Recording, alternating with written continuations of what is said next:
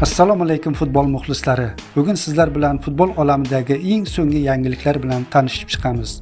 Agar kanalimizga obuna bo'lmagan bo'lsangiz, obuna bo'ling va ushbu videoga kanalimiz rivoji uchun like bosishni unutmang.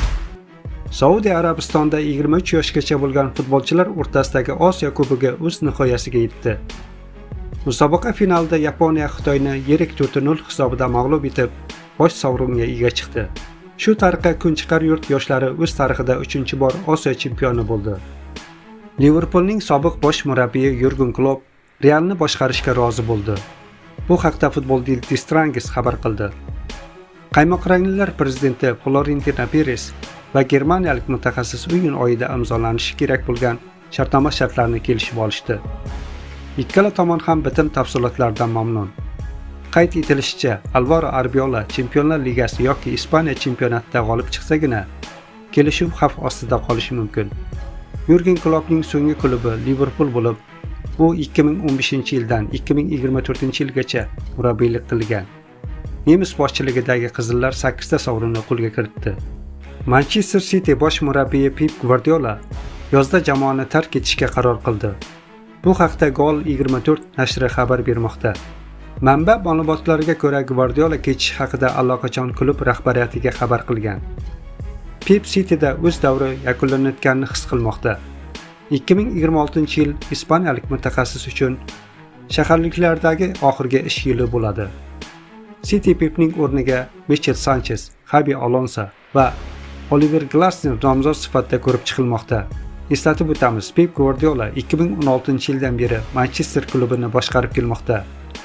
Hozirda klub Angliya Premier Ligasi turnir jadvalida qirich ochko bilan 2-pog'onani egallab turibdi. Turkiya chempionatining navbatdagi turi o'zbek futboli muxlislari uchun yoqimli natija bilan yakunlandi. Istanbulning Başakşehir klubi safarda Kayserispor darvozasiga javobsiz 3 ta to'p kiritdi. O'zbekiston terma jamoasi futbolchilari Abbosbek Fayzullayev va Eldor Shomurodovlar bahsni Başakşehir safida asosiy tarkibda boshlashdi. Shomurodov assist qayd etib, uchrashuvda to'liq ishtirok etgan bo'lsa, Fayzullayev 81-daqiqada almashtirildi. Uchrashuvning 35-daqiqasida David Zilki penaltidan unumli foydalanib, mehmonlarni oldinga olib chiqdi. Ikkinchi bo'limda mezbonlar himoyachisi Jevelikning baxtsiz hodisasi avtogol evaziga farq 2 ga yetdi. Bahsning yakuniy nuqtasini esa zaxiradan maydonga tushgan Da Costa qo'ydi. 86-daqiqada Eldor Shomurodov raqib jarima maydonchasi ichida sovuqqonlik bilan to'pni jamoadoshiga yetkazib berdi. Da Costa esa imkoniyatdan foydalanib hisobni yirik ko'rinishga keltirdi. Yakuniy hisob 0-3 Başakşehir foydasiga. Manchester City o'z maydonida Angliya Premier Ligasi 23-turdan o'rin olgan bahsda Wolverhamptonni 2-0 hisobda mag'lub etdi. Uchrashuvning 6-daqiqasida Omar Marmush hisobni ochdi. Birinchi bo'lim so'ngida mezbonlar ustunligini Antoine Simino 2 ga oshirdi. Abduqodir Husanov shaharliklar himoya markazida Markihi bilan ilk o'yinda jamoasi darvozasini daxlsiz saqlab qolishga yordam berdi. Manchester City Angliya Premier Ligasida 2-o'rinda bormoqda. Wolverhampton esa turnir jadvalida so'nggi o'rinni egallagan. O'zbekiston milliy terma jamoasi himoyachisi Abduqodir Husanov joriy mavsumda Manchester Cityning asosiy tarkibida o'ynashga qodir ekanini isbotlab kelmoqda. Angliya futboli ekspertlari tahlilida 21 yoshli o'zbek futbolchisining ko'rsatkichlari tez-tez tilga olinadigan bo'ldi.